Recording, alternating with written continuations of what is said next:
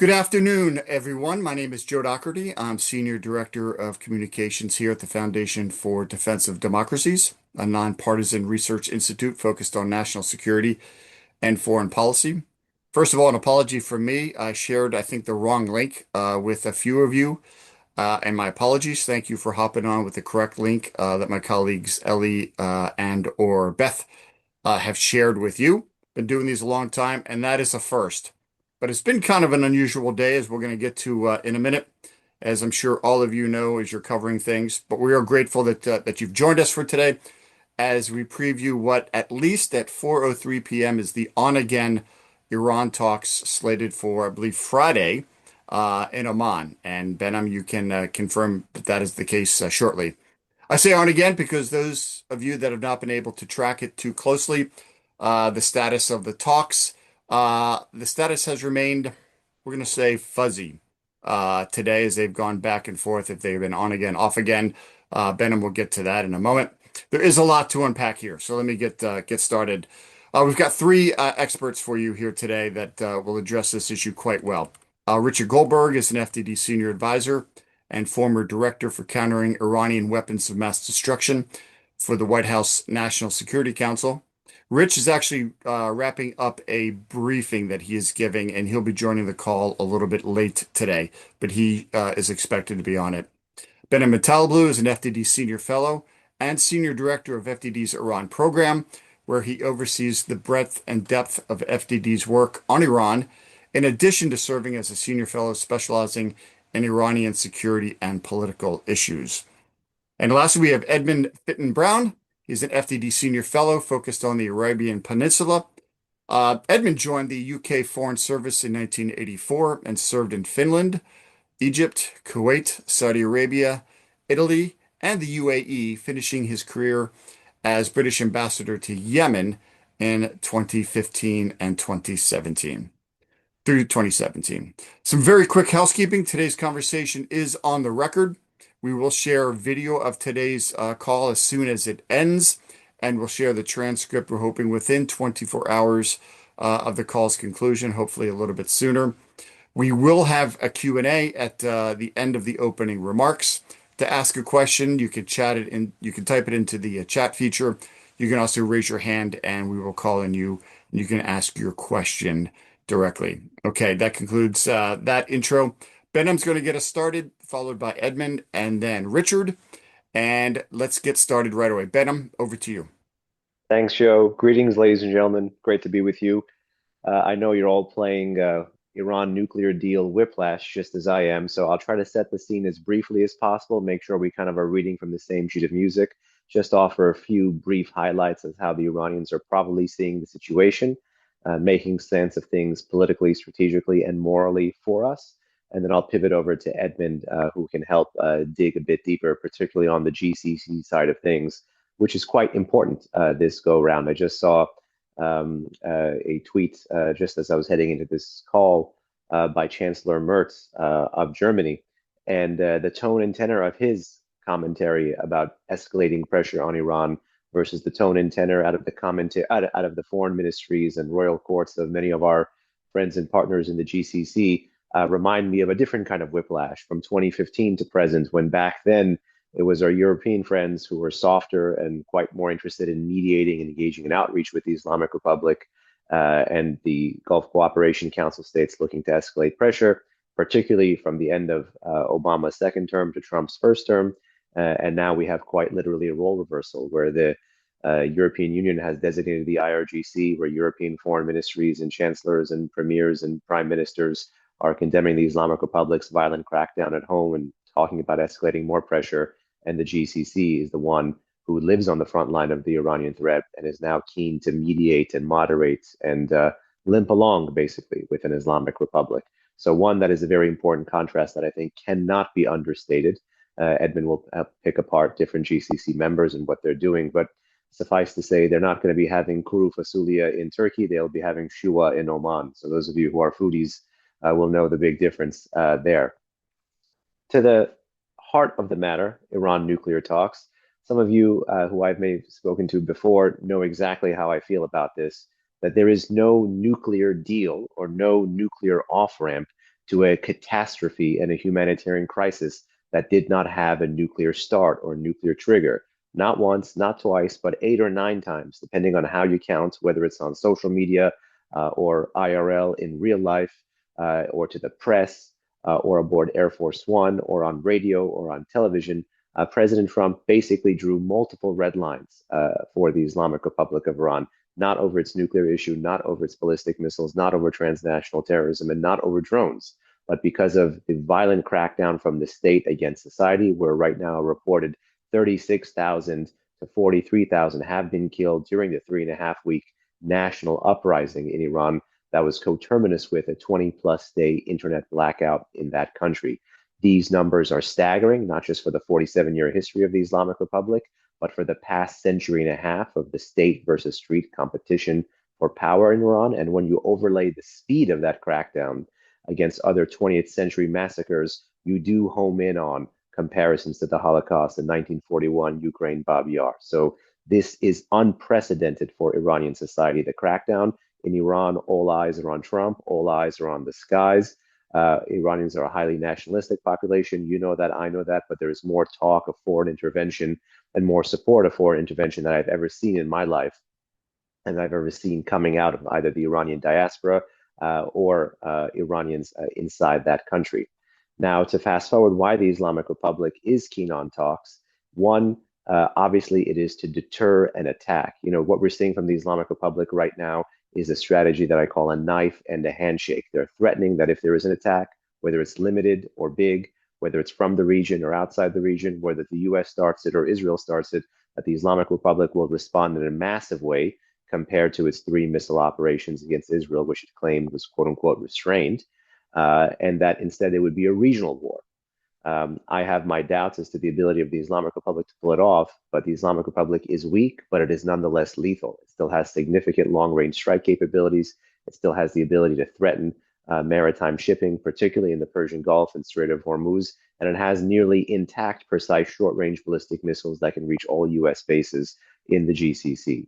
At the same time, the Islamic Republic is keen to appear not to have quit the talks, and thus far is balancing, again, the threat of a region-wide war versus the opportunity of some kind of nuclear off-ramp that would look like the chemical weapons off-ramp the Russians offered Obama in Syria in 2013. I, for one, think it would be wise for President Trump not to replicate President Obama's red line debacle and not to take the off-ramp as offered by an adversary. Second, and perhaps this is most important and why I mentioned moral, the Islamic Republic is keen to take the wind out of the wings of not just Iranian protesters, but any kind of domestic dissent at home. And therefore, engagement with America, be it even just limited to the nuclear issue, is designed to signal to an increasingly dissatisfied and an increasingly brutalized Iranian population who is looking to the West, and in particular America, and especially to Donald Trump, for support. It is designed to say that that entity, that person that told you that help was on the way, that told you that he was locked and loaded, well, that person is more interested in talking to us, your oppressors, your suppressors, rather than you, whom he allegedly promised support to. So that is designed to make Iran's domestic protest movement disheartened and to for future protests, render the population afraid and apathetic. That's the signal that the Iranians are trying to send with outright engagement. And the third reason is the reason that you know perhaps well enough, and I'll end here, and that is, again, the desire for some kind of foreign-based financial stabilization through sanctions relief that can help to, again, even out the highly devalued national currency, the rial, relative to the US dollar. Many of you know the protests began in late December when the rial reached 1.43 million. It had crescendo to 1.56 million recently. And so the Islamic Republic is interested, again, in foreign financial stabilization. But the question is, they don't have much to offer, and what are they willing to charge America for? We can explore these and more in future rounds of conversation, but I want to turn it over to my friend and colleague, Edmund. Thanks, Behnam. Can you hear me all right? Good. Like Behnam, I'll try to be reasonably concise. I guess what I'll say, I'll just make a few remarks on Iran and the GCC. What do the Gulf states actually want? And what could they do to help to achieve that? And that probably is the best way of framing it. Before we give you the chance to hear from Rich and ask questions. Various partners, of course, most recently Jordan, have been conspicuously claiming that they will not be involved in any attack on Iran, that they will not allow their territory to be used to launch an attack on Iran. And you can sort of understand why they would do that. Even those that are very skeptical about Iran or even hostile to Iran. Certainly the Jordanians have no love for the Iranians or for the Islamic Republic. But the Iranians are capable of doing them some harm if they become completely desperate. And Behnam makes the point that the Iranian capability is in doubt. It's it's not clear that Iran can do a huge amount because clearly at the time of the June war last year, they were remarkably unable to defend themselves in the face of the Israeli campaign. I think we shouldn't assume that the Iranians can wreak the kind of havoc that they claim they can. And of course, they do talk a big fight because they try to intimidate people by saying that they can wreak destruction. I think they can do some harm, though. It's a narrow waterway between Iran and the Arabian Peninsula. The Iranians have previously attacked Saudi oil installations. They probably have some proxy capabilities as well. And therefore, I think if they were sufficiently desperate or sufficiently enraged, they might be able to hurt the Gulf states, the Arabian Peninsula states. And so those countries are obviously keen to disassociate themselves from any military action so that they have plausible deniability. I think that's probably what they're aiming for. The Saudi defense minister, of course, has just visited Washington, D.C., and Iran will have been either at the top of the agenda or very close to the top of the agenda. He may have had some other points he needed to make in terms of some interpretation of Saudi messaging in recent months. But certainly they will have talked about Iran. I don't think that he will have been telling the US, you can't do this. So apart from anything else, I think the Saudis understand that they can't tell the US what to do or what not to do. But they may have been, for example, explaining that they have to maintain plausible deniability.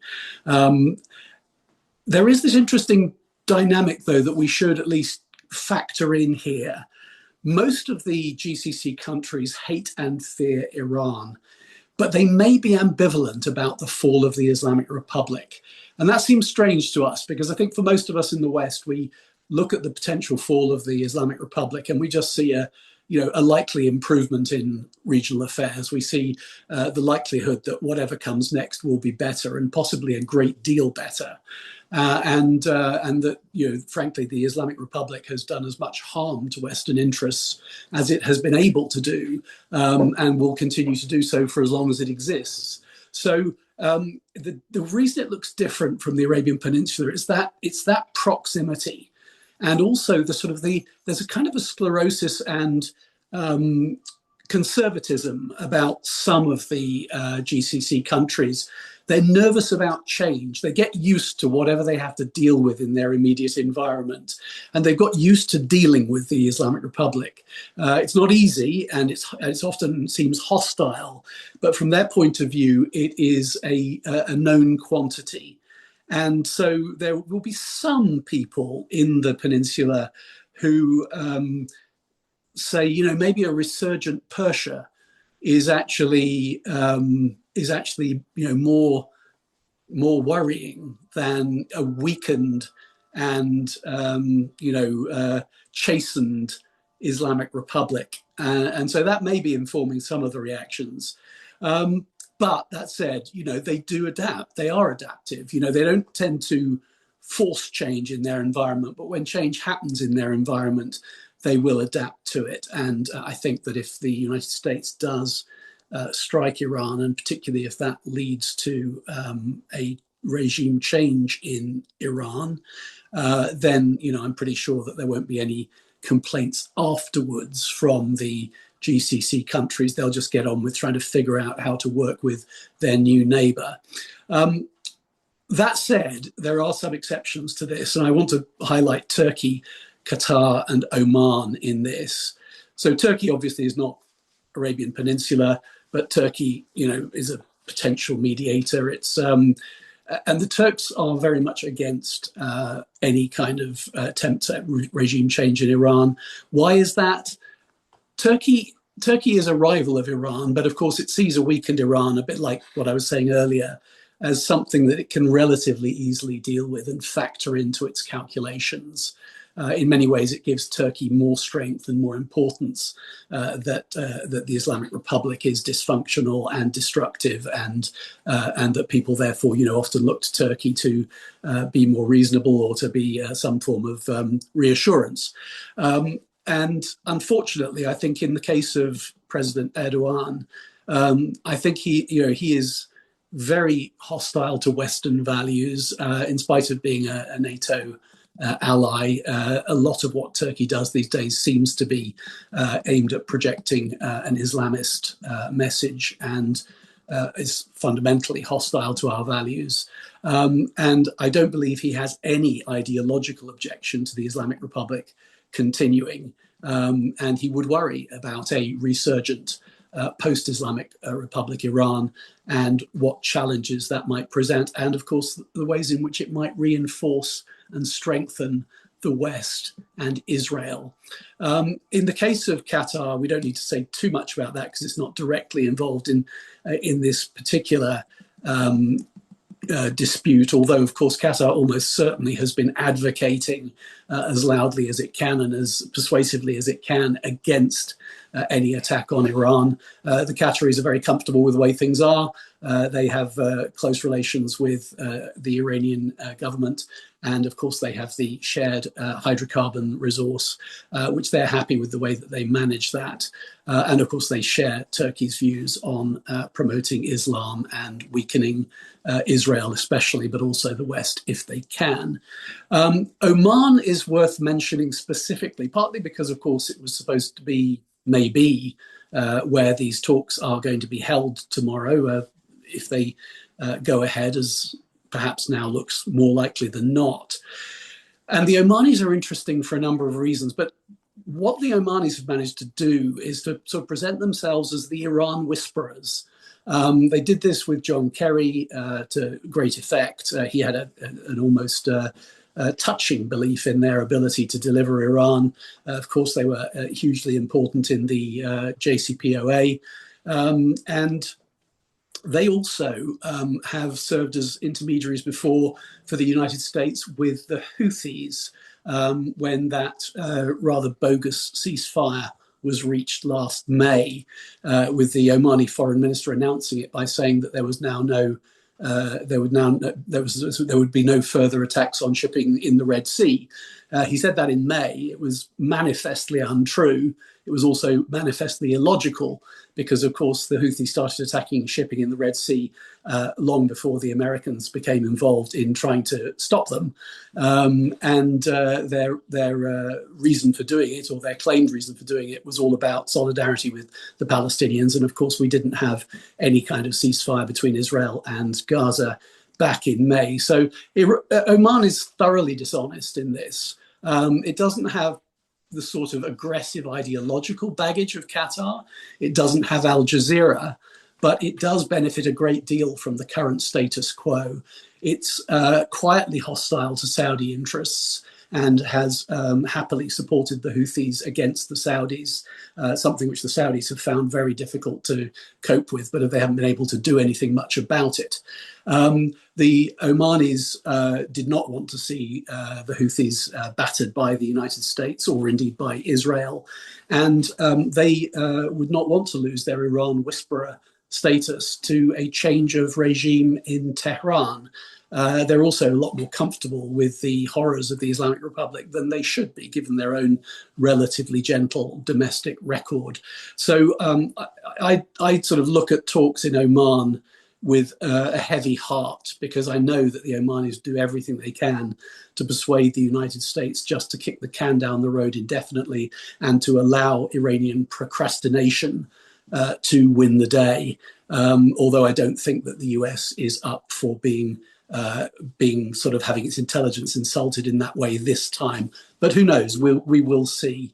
It's worth mentioning that the Omanis host a very large Houthi office in Muscat. It started off as a small liaison office, which would allow the Houthis to engage in peace talks. As is often the way with these things, it has grown exponentially. It is now an espionage hub, a procurement hub, a smuggling coordination hub. And it is something that the West should have paid attention to much sooner. I've been arguing for a long time that we should be telling the Omanis, we quite like you, but you are doing some bad stuff and you need to stop. And that Houthi office in Muscat should be pared back to its bare essentials, if not closed altogether. And I'll pause there. Edmund and Behnam, thank you very much for your opening remarks. We did have a few journalists arrive on the call a few minutes late, so I just wanted to let you know that we are recording the conversation here. It is on the record. Shortly after the call concludes today, I will share with you the link to the full call so you can catch up on the opening comments from Behnam, and if you missed any from Edmund as well, we can do that. If you have any questions, you can submit them, and we do have a couple already in. You can submit them through the chat feature, or you can use the raised hand feature and ask the question directly. Richard Goldberg is slated to join us. He's giving a briefing right now. He's slated to join us a little bit later, so we will incorporate him into the conversation as soon as he arrives. But I think we can get started with the Q&A, and let me get started with Tom Watkins of the National. He prefaces his question with a quote from Sec State Rubio today. Rubio says, "I think in order for talks to actually lead to something meaningful, they will have to include certain things, and that includes the range of their ballistic missiles. That includes their sponsorship of terrorist organizations across the region. That includes the nuclear program, and that includes the treatment of their own people." So Tom's question is to the panel here: do any of the guests think Iran would ever agree to any of those things beyond nuclear? If not, do you think Rubio's message is essentially a way of forcing the Iranians away from the table on issues that are non-starters for them, thereby giving cover for the U.S. to pull out of planned talks and launch strikes? Behnam, do you mind getting us started with that one? Yeah, the first thing I would say is that what the Trump administration is doing is acting on where it believes the Iran threat lies based on their outlining of that threat in NSPM2 from way back in February 2025. Nuclear, missile, regional, transnational terrorism, those were all mentioned explicitly in that guiding strategy document. So I'm not shocked that only a year into the administration is looking to act on where it believes the stated threat from the Islamic Republic comes from. But let me again press this one point before we get into, is this deal desperation from the Trump administration, or is this strategic deception from the Trump administration, which is, even if you have all of those issues, I do not believe still, morally, politically, or strategically, that gives America sufficient cover to press away from the region, to remove the military hardware away from the neck of the Islamic Republic, and to not act on the red line that it drew, which was, again, for humanitarian and domestic reasons pertaining to the most unprecedented crackdown from the state against the street in the 47-year history of the Islamic Republic. I want to stress again how unprecedented the scale of that crackdown is, and how fundamentally there is no nuclear off-ramp for it. So based on what is being reported about the talks in Oman now, the Iranians have changed location from Turkey to Oman, and allegedly, the Iranians have changed the scope. There is no U.S. confirmation that which Secretary Rubio wanted, that which that previously Special Envoy Witkoff talked about needing to be in the negotiations, isn't there. The U.S. still has been relatively silent on this matter. One wonders if there'll be a parallel track or a secondary track or an overt versus a covert track.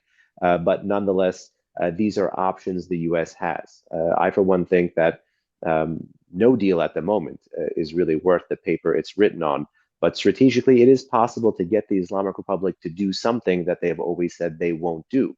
Sometimes it's going to take fits and starts of violence. Sometimes it's going to have to take sustained violence.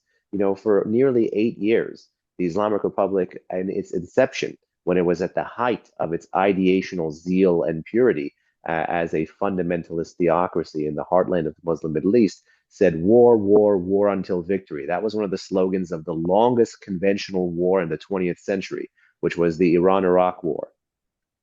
Despite war, war, war until victory, battlefield defeats, a changing economic situation, social pressure, great power pressure, and of course, accidents that were read in Tehran as intentional targeting of civilians by the West, forced Ayatollah Khomeini to drink from the poison chalice.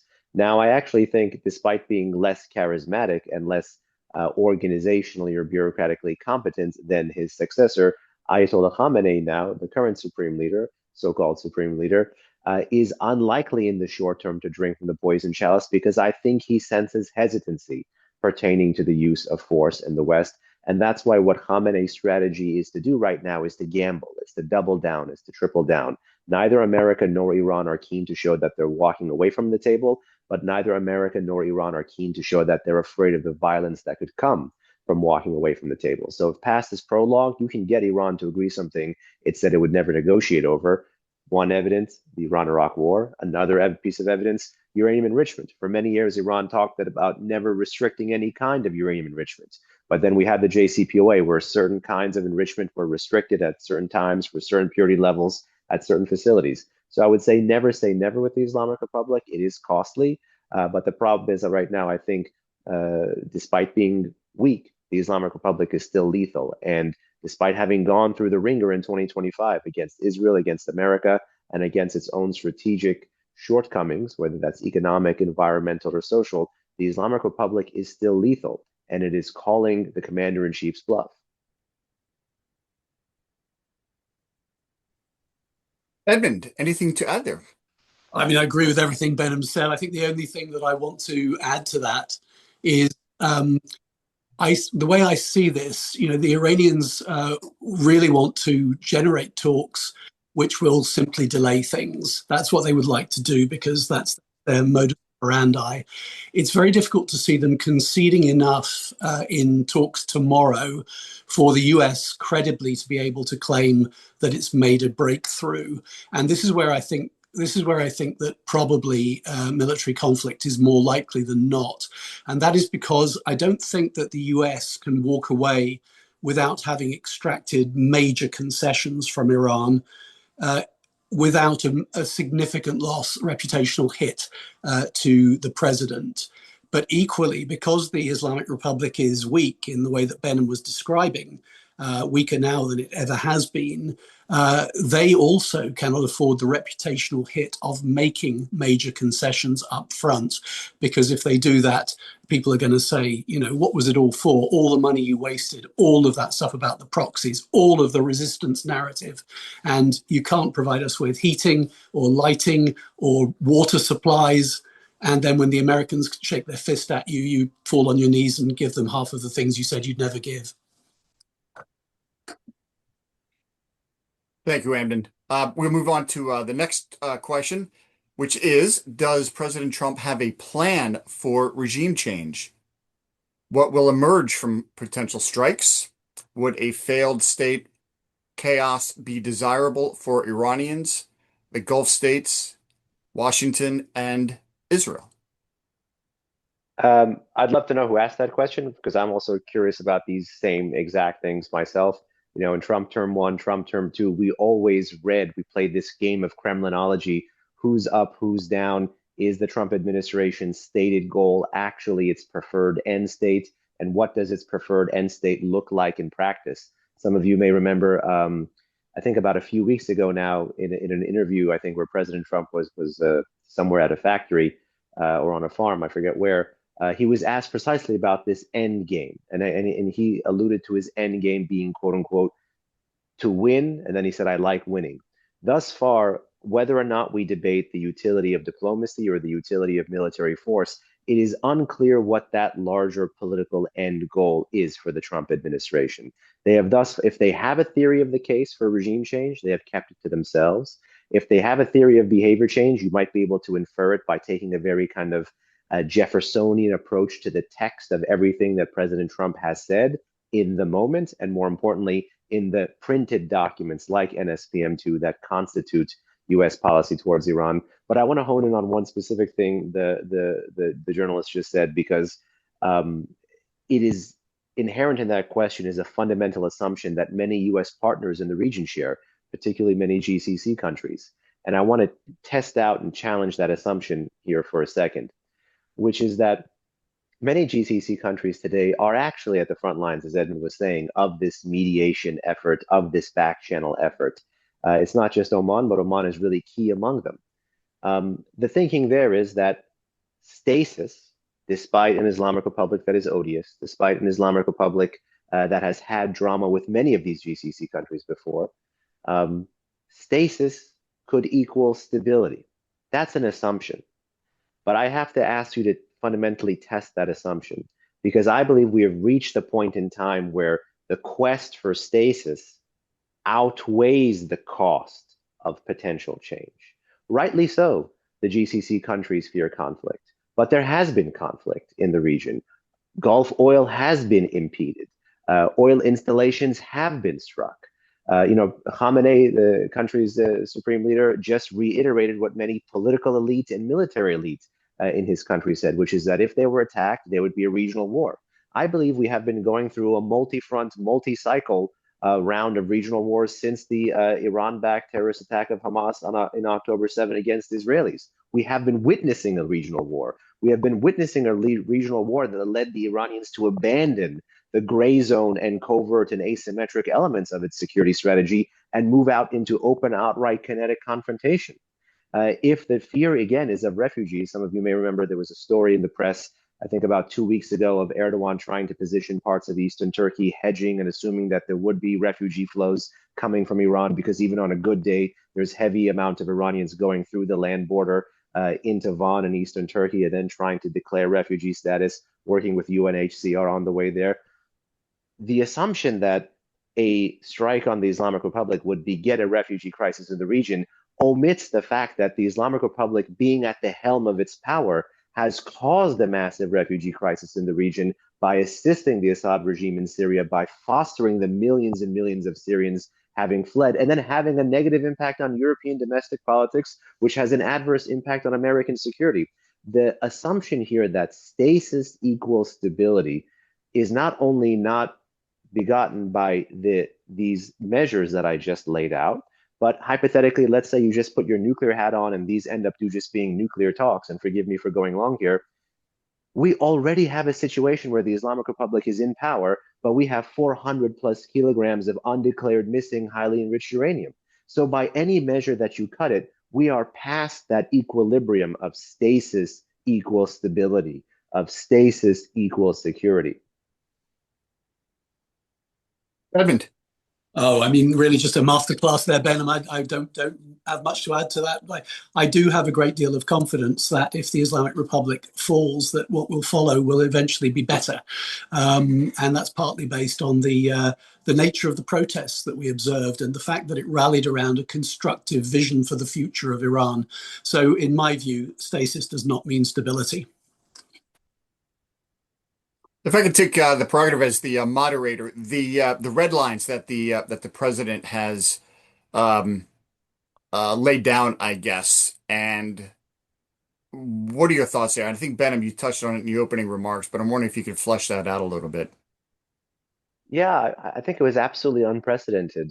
I personally believe, and we can debate this, but that there was a forcing function in President Trump saying what he said first on Truth Social, then on radio, then on TV, then aboard Air Force One, then to the press, and then on Truth Social, and then again to the press, multiple times in January, by the way. I believe there was a forcing function to that. And the forcing function wasn't just what he saw or heard from the street starting on December 28, 2025, but it actually was the perceived political successes that he had in term one. If you remember on this supporting Iranian protester discourse and on this max pressure discourse in term one, President Trump broke two taboos, or he slaughtered two sacred cows, whatever analogy you prefer, in term one with his Iran policy. And there's no doubt, politically speaking, both term one and term two, President Trump has been oriented and animated by drawing a sharp contrast with his Democratic successor, particularly when it comes to Iran, Middle East issues, security issues, foreign policy, what have you. In term one, no doubt, once you had massive nationwide protests beginning in December 2017, looking and feeling fundamentally different, like 2009 and 1999 and 1994 and 1991, looking very different than the reform school of protests that we had seen, President Trump actually raced to touch that. And so in so doing, he actually slaughtered the first sacred cow of foreign political support, if only rhetorical, would be a kiss of death. Second, he reinstated or issued maximum pressure sanctions, and in so doing, tested and fleshed out the thesis and then disproved it, that if you put significant foreign pressure on a country that is anti-American in government and pro-American in society, that you would risk losing that pro-American elements and that you would force the national divorce that Iran has because of the anti-American government and because of the pro-American population. You would force them to come together and you would create a rally around the flag effect. Yet we never saw in all of the anti-regime protests throughout Trump term one this sandwiching effect. And yet we never saw a single protest against President Trump or against maximum pressure sanctions, nor a single economic slogan chanted in 2017, 2018, 2019, 2020. So I think bolstered by the political success that his rhetoric and his economic approach had in term one, I think President Trump leaned in term two. He saw the protests, he had a playbook, he leaned in. I think the costs of leaning out now are great. Morally, because it risks putting America back in the world it was in 1956 Hungary and 1991 Iraq, where you encourage protests with no plan. That really would be an own goal of strategic proportions. Two, strategically for U.S. credibility, particularly in an era of great power competition. After the Obama red line of 2013, you had Russia invade Crimea in 2014. After the botched withdrawal of Afghanistan in 2021, you had the Russian invasion of eastern Ukraine in 2022. Whether we like it or not, weakness is contagious, particularly when you are playing against America's great power, nuclear-armed adversaries like Russia, like China, which are keen to prey on the image of our irresolution. So again, there will be a strategic credibility gap. And then politically for the president, it'll put him precisely right where he doesn't want to be, which is back in bed with President Obama, rather than drawing a sharp contrast on Iran policy with President Obama, and not even beginning to peel back the layers of losing the most pro-American population in the heartland of the Middle East. So again, the president, I think, had a track record that led him to lean in. The question is, did he believe the infrastructure, the defense architecture that's in the region now, did he believe that could get there in time? And does he have a larger plan? If past this prologue, he actually might seem to have more of a denial and deception plan than we may believe, particularly if 2025 is any indication. But who knows where this thing could go. That's a great way to finish that. That is for sure. We do have a few more questions in the queue here. Benny Avni, we're going to get to you in just a moment, as well as you, Laura. Thank you for your submission. Amr Madhani, over to you from AP.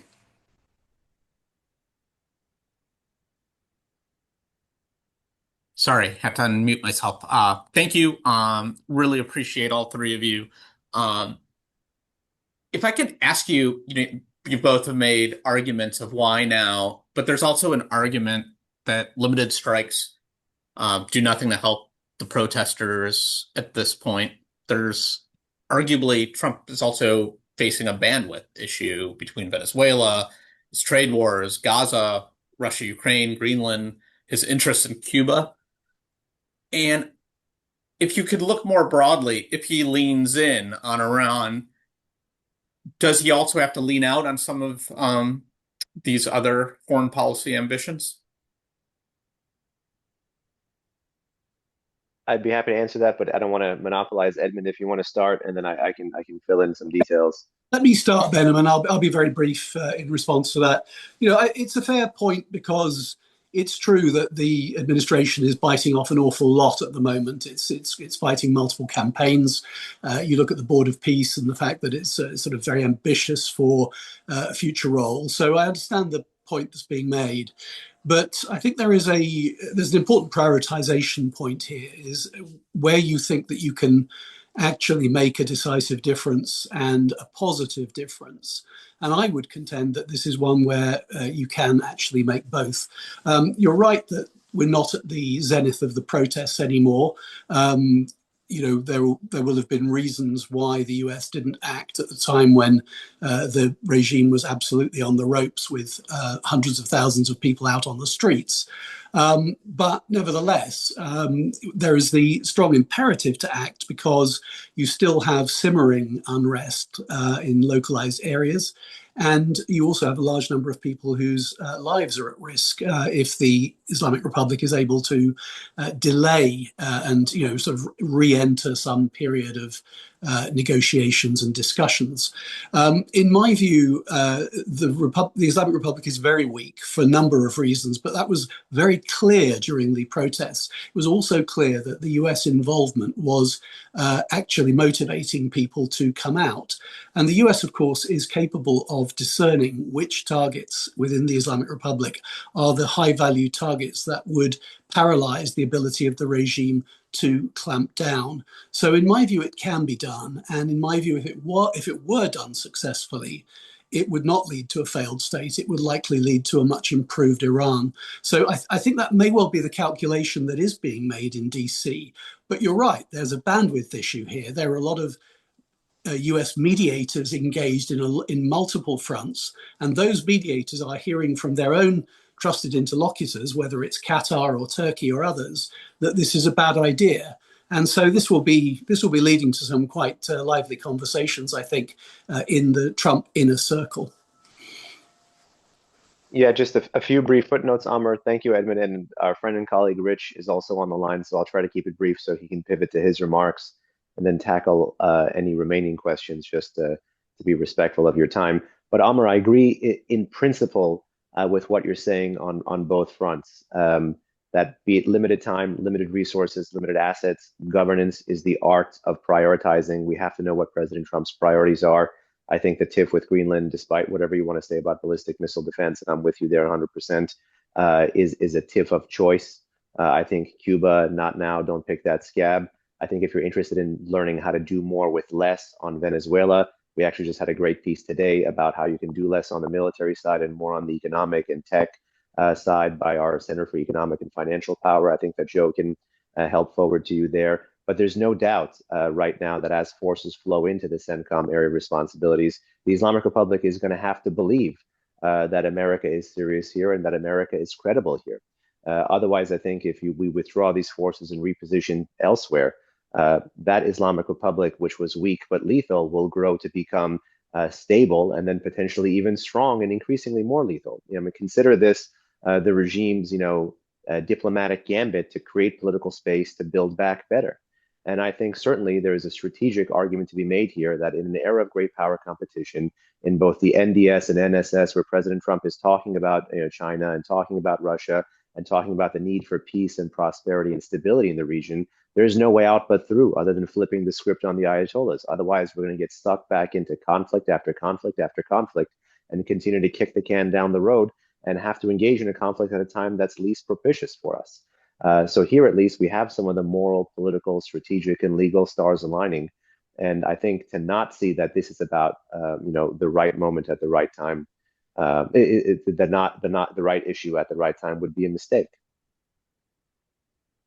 Benny and Laura, if I can ask you to be patient for a couple minutes, I'm going to ask Richard to share some of his opening remarks that I know he's worked on, and then we will get straight into the questions from Benny, and then Laura, and then any others after that. Thank you for your patience. Rich, over to you. Yeah, thanks. Apologize for hopping on a little late, and I don't want to rehash anything you've already heard from my colleagues, so I'll be as brief as possible with just a couple of points. To state the obvious, the president's red line was obliterated. It remains obliterated, whether there's a talk that's held in Oman or in Istanbul or anywhere else, or they cover nuclear or ballistic missiles or terrorism or nothing. the supreme leader already obliterated the president's red line, and tens of thousands of people were murdered, secret executions continue, etc. That is a reality. And for a president who prides himself on not behaving like two predecessors, Barack Obama and Joe Biden, he has in front of him paths forward that could lead to an Obama Biden reality where you use the Russians, the Omanis, the Qataris for off ramps to avoid military action and instead have some sort of pretend negotiated settlement that doesn't actually lead to anything.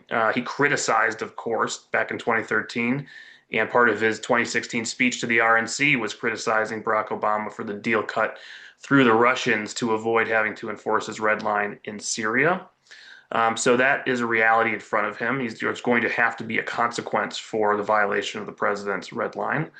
And number two, the president also has ridiculed both the JCPOA in 2015, negotiated by President Obama and his team, and then also the policies of the Biden administration trying to resurrect the JCPOA.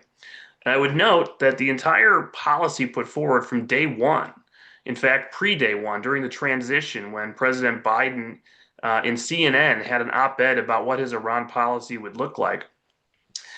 He said that they were going to try to restore the JCPOA, have some sort of a nuclear agreement in place, and go immediately to a new JCPOA, JCPOA 2.0, more for more, where they would look at a different construct on missiles and regional concerns. That was the construct. Many of us criticized that, thought that was a terrible approach. That is today actually the Iranian position. If you actually read what they're saying, that they want to start with nuclear and then perhaps talk about other issues like missiles and regional activities. So that was the Biden construct that the Iranians actually rejected at the time because they wanted to race forward on the nuclear side. Those races forward have been obliterated by B-2 bombers. And so now what they are left with is negotiating off of the Biden framework of saying, no, let's talk about nuclear first, which, by the way, a lot of it's already been destroyed. And then we'll talk about something about missiles and regional activities. The Trump administration will be smart not to pursue the exact policy framework of the predecessor they criticize. The last thing I will say is the president did the world a service last year by joining at the end of the 12-day war to take out the number one piece of extortion, the number one apparatus of extortion that the regime presents to the United States and to the rest of the world that allows them to conduct so much of their illicit activities under that cover of extortion. It had deterred us, had so many presidents deterred by their own fear of escalation for so many years that it allowed this regime to get away with murder quite literally. And what was that? That was the nuclear program, the threat of going to 90% enriched uranium, the threat of going across the nuclear threshold and becoming a nuclear power state. That paralyzed a lot of the world. That piece of the extortion threat, while yes, reconstitution concerns, breakout concerns, crash program concerns, pickaxe mountain, all legitimate concerns, is not actually what it was 1 year ago. Okay, that threat is not there. They know that in Tehran. The regime knows that. What is their primary extortion threat today that is now driving all of this conversation about fear of escalation, fear of a conflict, etc., what the Iranians will do to retaliate? It's their missile program. That means that from a U.S. national interest, knowing that the Iranians are continuing to build an ICBM program to hit the continental United States one day, that this missile program that continues to be used as a weapon of fear and extortion by the regime is one of our top national security interests to degrade or destroy. Already was before people came to the streets and certainly is today as we see what they're doing to wield this extortion threat again. And I think if the president sees that for what it is and understands that reducing the external threats of the regime weaken the regime internally as well, then the target set is pretty obvious from the outset. Mitigate potential retaliatory target capabilities of the regime, further take away their extortion capability of their neighbors and the West, and in so doing so, weaken this regime to a point where combined with other aspects of either military targeting, cyber operations, or economic pressure, allows one day for those millions of people to come back out into the streets and this time take back their country. Thanks. Thanks, Rich. And Laura Rosen's question, which we'll get to in a moment, I think addresses some of those things. So we'll be able to flesh that out. But going in order, Benny Avni, over to you. You've had your hand up. Thanks for your patience. Okay. Can you hear Yep, me? good to go. Yeah. Yes, we can. Okay. So, Witkoff was in Israel yesterday, I think, on the eve of traveling to. At that time, everybody thought he was going to Turkey. It turns out he's going to Oman now. Uh, and from what I understand, he met with the military echelon and, of course, Netanyahu and all those. But uh, the impression in Israel from people I talked to was that it was a very good meeting and that Witkoff really took into account what the Israeli concerns, which, as Rich was saying, mostly is about the missiles. What do you think would be the Israeli participation in this round, if there is a round, militarily? Is because from what I understand from Israel is that they have a very well detailed plan of what to do with the missiles.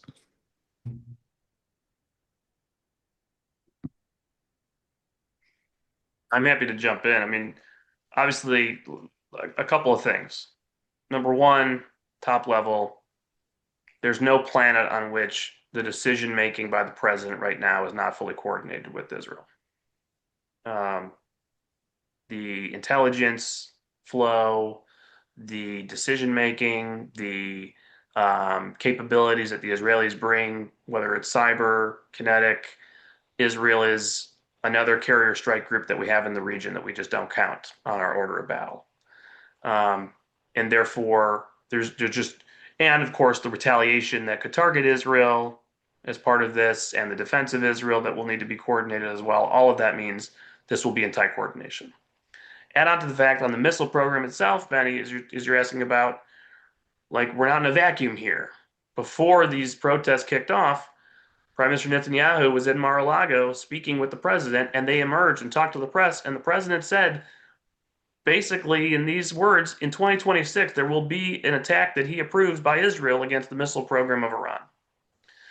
Now we're in a different spot. Since then, red lines obliterated, U.S. force posture obviously restored in the region, a lot of option sets for the president. But if the threat and the coordination on the Iranian missile program was already understood and building on January 1st, it would stand to reason it's still and continuing to build here on February 4th.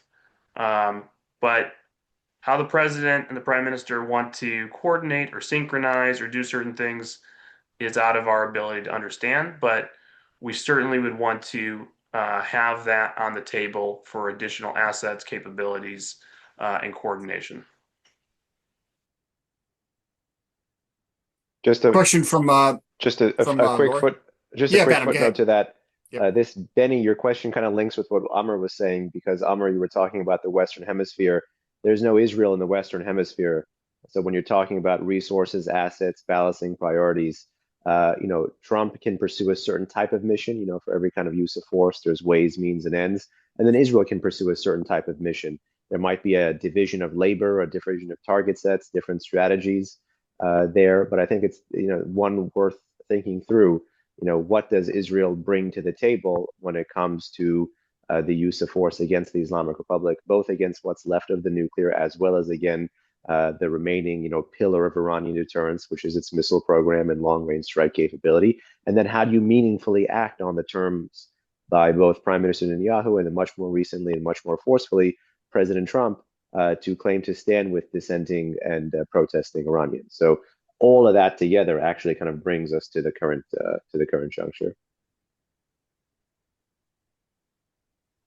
Gentlemen, thank you. Laura asks, this is for Behnam, but we'll open it up to the panel as well. Related, but if you are the Pentagon, aren't you wary of telling POTUS that hitting XYZ is going to be a sure thing to achieving a better situation on the ground?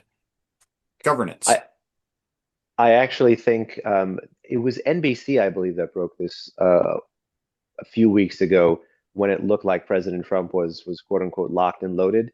that the president was looking for something decisive, but wasn't, reassured of the political implications of the aftermath of that decisive operation.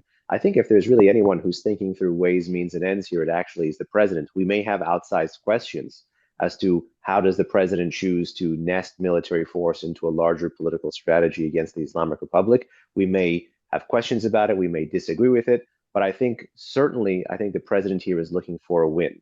And certainly, I think the president is cautious. But if I had to describe the logic behind his use of force, I'm going to reach for The Prince by Machiavelli when they talk about public violence needing to satisfy and stupefy. Those are almost direct quotes.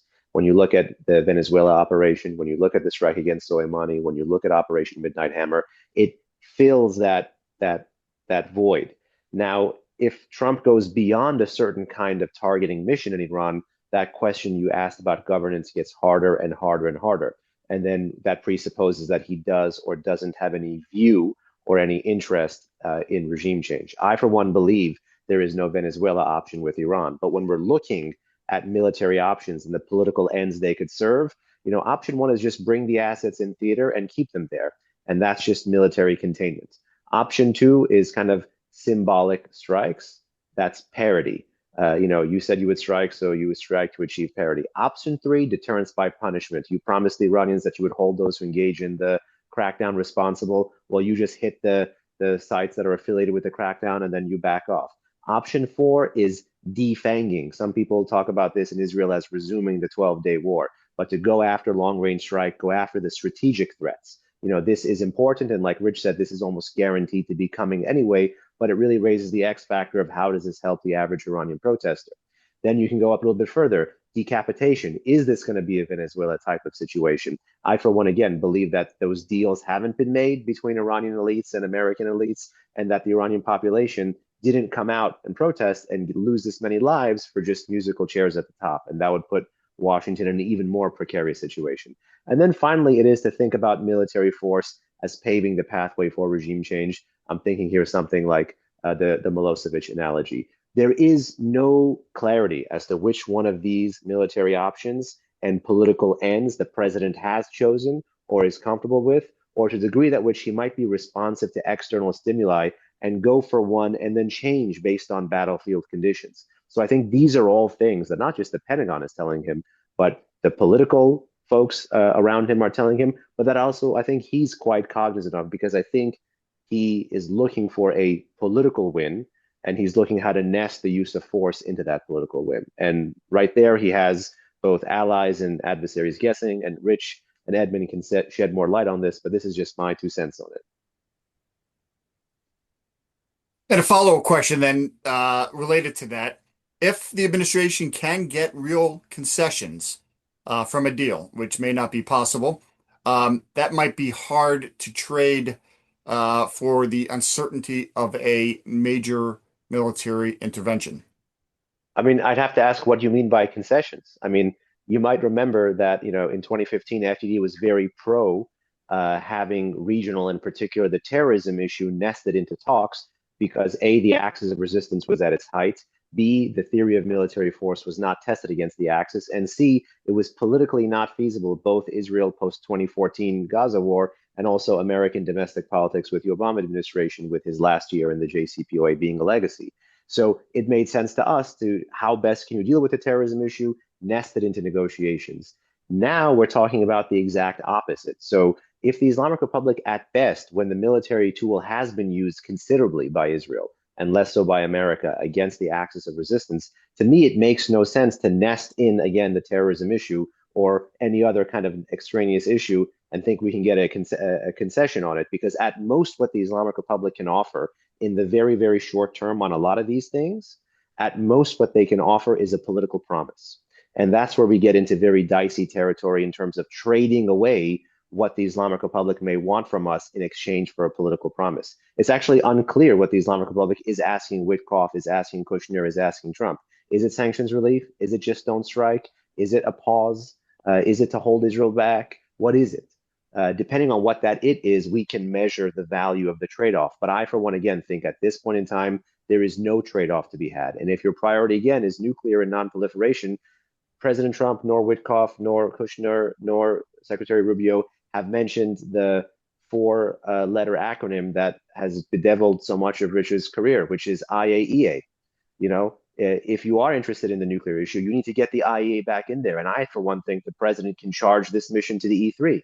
As America is between max pressure and military force on Iran right now, if you're interested in nuclear nonproliferation, farm that mission out to the E3. Why make life harder for you? Amr again was talking about limited time, limited capital, limited interest. If our goal is right now HEU extraction and nuclear monitoring and verification, make that the E3 goal. Eyes on the prize right now. The cost and the stakes are too high. Rich, anything to add there? No, I mean, there's nothing that's real other than destruction, dismantlement from infrastructure's perspective and capabilities. So on the nuclear side, you'd have to have full declaration of all past activities, full verification of all of that, and then destruction of all remaining infrastructure and materials. You'd have to, be shown where the weaponization activity went, meet the scientists. I mean, all of this stuff, chain of custody of material that's gone missing. Where is that material today? The type of IAEA investigations that the Iranians have issued for several years now. On the missile program, you need a full declaration of every single missile they have, where they are, and then verified destruction of all those missiles. Good luck. And then on the terrorism side, you would, again, how to verify that they have halted all support to every terror proxy of theirs. No money, no arms, no weapons, verifiably. You would essentially be asking the Islamic Republic of Iran, which entire thesis is to export the Islamic Revolution, to cease the export of their product, which would be antithetical to the entire purpose of the regime. One thing I will note, though, which I think is historic and should be applauded, even while there is great angst over the idea of talks amid the slaughter of the civilian population, this is the first time today we've ever heard a Secretary of State or a senior American official actually link human rights or transition to democracy, however you want to interpret Secretary Rubio's comments, treatment of the people, into a negotiation with the regime, into a demand. The 12 points from Pompeo didn't have it. That was always a weakness. That's historic. Are we asking for all release of every political prisoner in Iran? Something else? So this will be really interesting. Excellent. Thanks, Rich and Behnam. I think this will wrap up the call. Thank all of you for being on the call. I know it's been a very busy day, and there are a lot of places where you can be.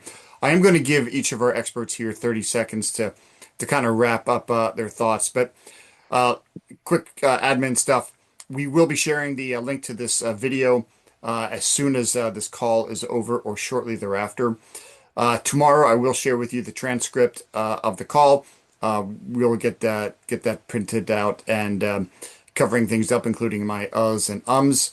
Get that to you ASAP tomorrow. You can also find all of the research from Edmund, from Behnam, from Rich at our website at www.fdd.org. Let us wrap up with some final thoughts. We'll begin with Edmund, then we'll go to Behnam and conclude with Rich. Edmund. Okay, thanks, Joe, and thanks all. I think really just a couple of points that when Rich was setting out what it would actually require to satisfy what Marco Rubio is asking for, you can see that that is not something that the Iranians can offer. And so essentially my 2 points would be, first of all, beware of intermediaries, because the intermediaries are just playing the Iranian game of trying to kick the can down the road. And the second point is that, unfortunately, I think there has to be a winner and a loser in this particular one. If the United States walks away, leaving the Islamic Republic with time to regroup, rearm, and continue to kill people who were involved in the demonstrations, then the US will be seen and loudly said to be the loser in this. So for the US reputation, I think there has to be a more positive outcome than that. From the Islamic Republic's point of view, they are so weak that they cannot make those concessions that Marco Rubio is asking for. Behnam. Thanks, Joe. Thanks, Edmund. And thanks to everyone for staying on the call. I'll be brief. Style has a substance of its own. Stylistically, the Iranians are practicing a kind of diplomacy we've seen from them before, where they try to play for time, where they try to wield a knife and a handshake at the exact same time. Um, this classic and, believe it or not, tried and true method worked just like their deterrence strategy worked until it didn't, until it ran into the realities of Trump 2.0 in 2025. Again, we are all guessing. We have the whiplash when it comes to the headlines as to deal or no deal, conflict or no conflict, jumping from tweet to statement to leak. The only word of caution I would inject is that if past is a prologue with this administration, better to take a camcorder view, video approach to this rather than a snapshot, both for the sake of our analysis as well as for the sake of getting the story right. Because I think the costs of driving expectations up or down in one direction are too high. I mean, it's a tough nut to crack, but I guess all eyes will be on Oman, Muscat for this Friday, as well as to how both the state and the street in Iran react to what happens and how Trump responds. Thank you. Richard. I think he just had to take a call. Oh, is that right? So, all right, we lost Richard, so he shared his final thoughts. We'll conclude it there. Thank all of you for being on the call. Gentlemen, thank you. Special thanks to the FDD comms team for your terrific support and the background that nobody sees but everybody appreciates. This does conclude today's call.